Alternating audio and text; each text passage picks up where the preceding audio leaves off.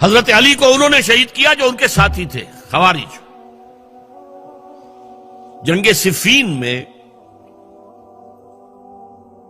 حضرت معاویہ کے کہنے سے عمرو بن العاص رضی اللہ تعالیٰ عنہ نے قرآن مجید جو ہے نیزے پر اٹھا لیا کہ لڑائی بند کرو، قرآن کو حکم بنا لو، جو قرآن فیصلہ کر دے وہ ہم بھی قبول کریں، تم بھی کرو۔ حضرت علی کا خیال یہ تھا رضی اللہ تعالیٰ عنہ یہ چال ہے، اور انہوں نے روکا اپنے ساتھیوں کو، لیکن اکثر لوگوں نے کہا قرآن آ گیا بیچ میں، اب ہم کیسے ہتھیار چلائیں؟ اس میں میرا ذہن جاتا ہے ایک حدیث کی طرف، بڑی اہم حدیث ہے، اور اس کے راوی حضرت علی ہیں۔ حضرت علی فرماتے ہیں کہ حضور نے فرمایا انہا ستکون فتنۃ، ان قریب ایک بہت بڑا فتنہ رونما ہوگا۔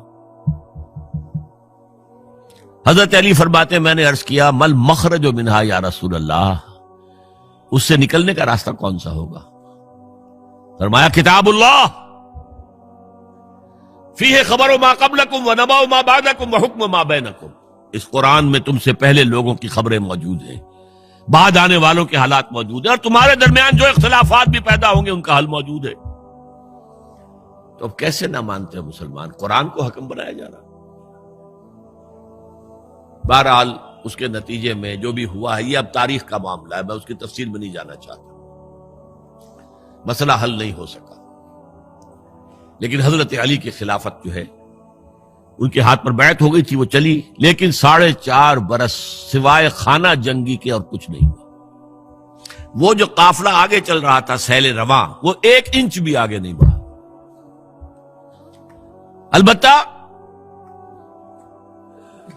قیصر روم نے جب دیکھا یہ تو آپس میں لڑ رہے ہیں، اب موقع ہے میں حملہ کروں،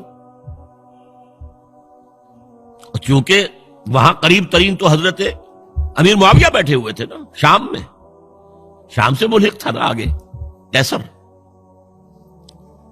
حضرت معاویہ نے خط لکھا، او رومی کتے،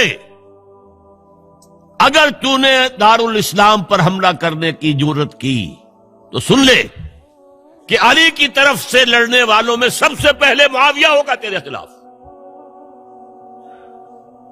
لہذا اس نے جرت نہیں کی۔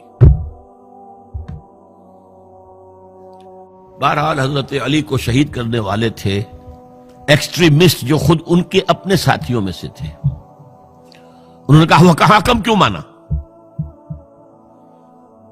ان الحکم الا للہ، اللہ کے سوا کسی کا حکم نہیں، قرآن حکم نہیں ہے، کیوں مانا تم نے؟ اور اگر مانا تھا تو اب حکم کے بعد کیوں نہیں مانتے؟ چھوڑ دو خلافت۔ بہرحال یہ کہلاتے ہیں خوارج، جنہوں نے بغاوت کی ہے حضرت علی کے ساتھیوں سے۔ ان میں سے 3 نے بیٹھ کے طے کیا کہ یہ 3 جو در حقیقت بڑے شخص ہیں، یہ اس وقت امت جو ہے ان کی وجہ سے اس مشکل میں پڑی، ان تینوں کو قتل کر دو۔ فلاں دن صبح فجر کی نماز کے وقت ایک شخص وہاں جائے گا، ایک شخص وہاں جائے گا، ایک شخص وہاں جائے گا، اور فجر کی نماز میں قتل کر دو۔ ابن ملجم آیا، حضرت علی پر وار کیا، وار کاری ثابت ہوا۔ باقی 2 حضرت معاویہ اور حضرت عمرو بن العاص، ان میں سے ایک تو اس روز فجر میں آئے نہیں کسی وجہ سے، اور دوسرے پر جو وار پڑا وہ اوچھا وار تھا، وہ کاری وار نہیں تھا۔ حضرت علی شہید ہوئے۔